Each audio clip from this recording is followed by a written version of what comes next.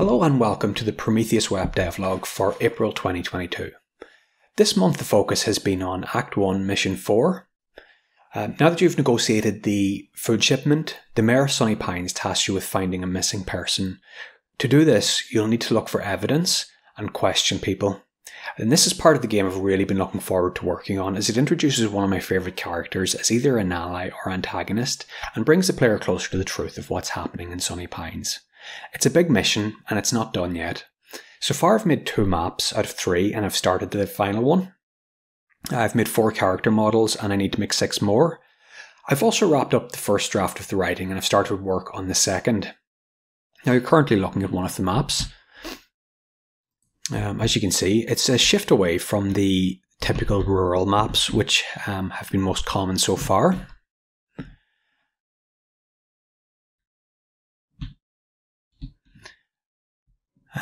So obviously it takes a little bit of time when you start to work in a different environment. You have to set a lot of things up. That took a little time, and obviously there's a certain amount of experimentation too with trying to get things to look right. But I've been working on conveying the idea of a world that's slowly being reclaimed by nature. The 4 character models created are for new outlaw gangs.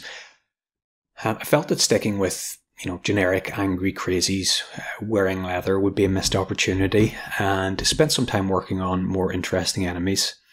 The characters you see here are part of the BSOD, or Blue Screen of Death tribe.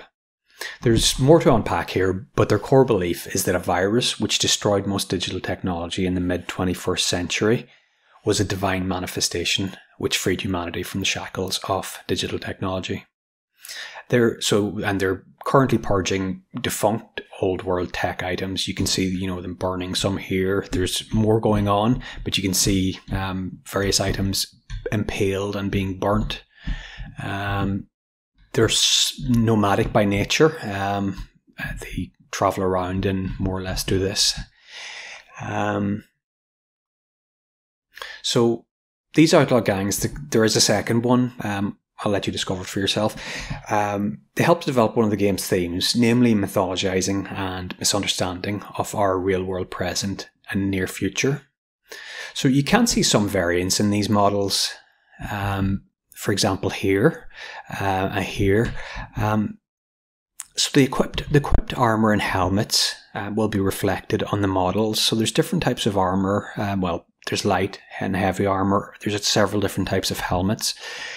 And there's also a certain amount of cosmetics. Partly this is used to convey the type of troop, for example, melee versus ranged, and a certain amount of it is basically to add, a certain amount visual variety. So the next thing, I'll soon work on the code for, checking each character's inventory and enabling the correct extra components. So what they've got in their inventory is reflected by the model. Finally, I've spent a fair bit of time on unavoidable company admin work, which is now complete. And the intention remains to finish off Act 1, Mission 4, tie it into the system infiltration demo, and then I'll release an updated demo. So thank you for watching. If you have any questions or feedback, do let me know, and I'll check back in over the next couple of weeks.